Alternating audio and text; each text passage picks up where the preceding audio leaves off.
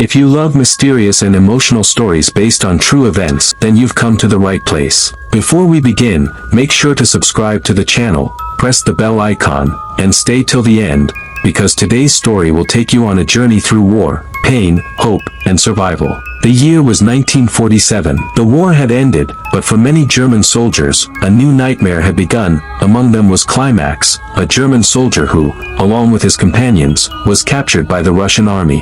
All the prisoners were sentenced to 25 years of imprisonment in a frozen land 10,000 kilometers away. It wasn't a normal prison, there were no walls and no gates, yet no one could ever escape, because surviving such distance in the snow, without food or water, was impossible. Now, Climax and his group were being taken by train to that frozen region. After traveling 8,000 kilometers, the railway line ended, and they had to walk the remaining 2,000 kilometers on foot.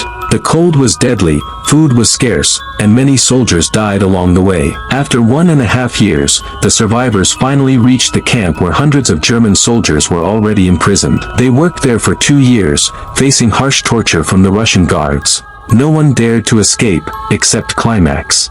He believed that one day he would return to his wife and daughter. One day, he found his chance.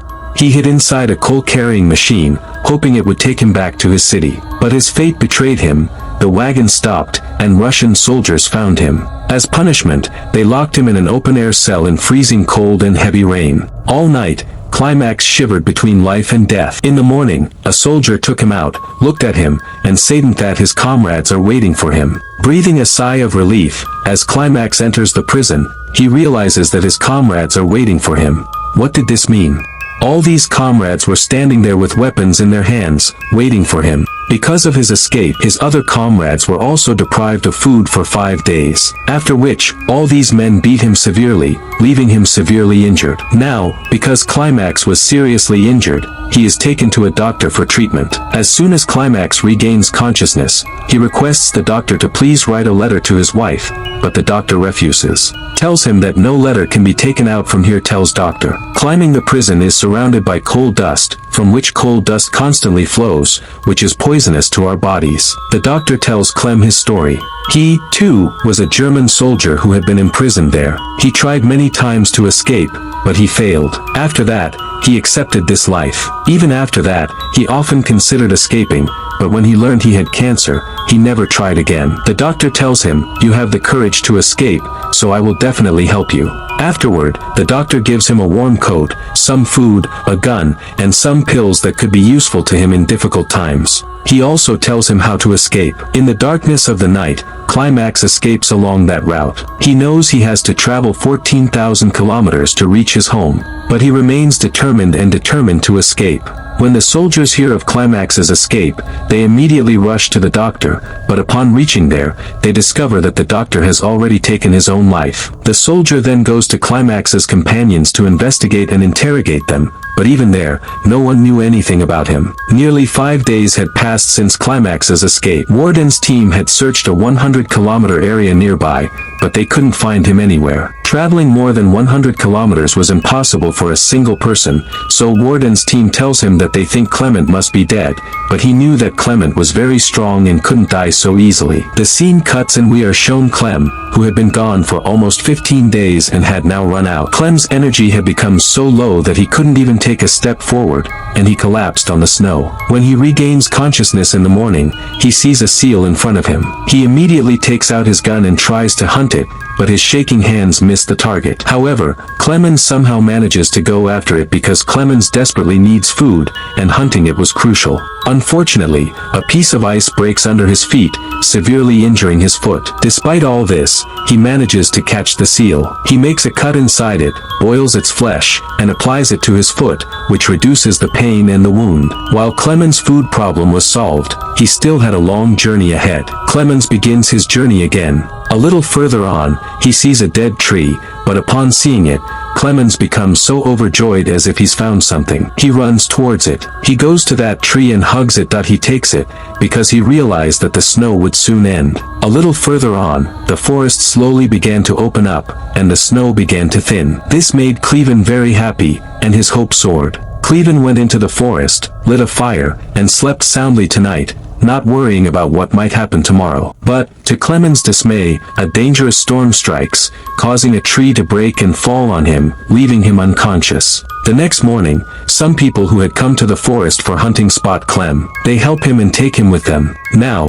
2 years have passed since Clem's journey. Clem is still with the 2 men who helped him, and together they decide to cross the river. After which, they board a boat and begin to cross the river. Just then, a storm hits, causing one of their companions to fall into the water. Fearing for his own life, Clement dives in to save him, and after a short while, he rescues him. But upon emerging from the water, they discover that their third companion was selfish and had already crossed the river alone, taking the boat and their belongings. This man, thinking they were both dead, had decided to keep all of his companion's gold. Clem and his other companion arrive. When the man realizes that the man had abandoned them out of greed, he becomes enraged and shoots him dead on the spot. This man, not trusting Clem either, attacks him, knocking him off the ice. Several wolves surround Clement and attack him, but once again, some people arrive, who are there to rescue him. Clem helps them, rescues them, and takes them with him. He is treated very well there. Now Clem is healthy again,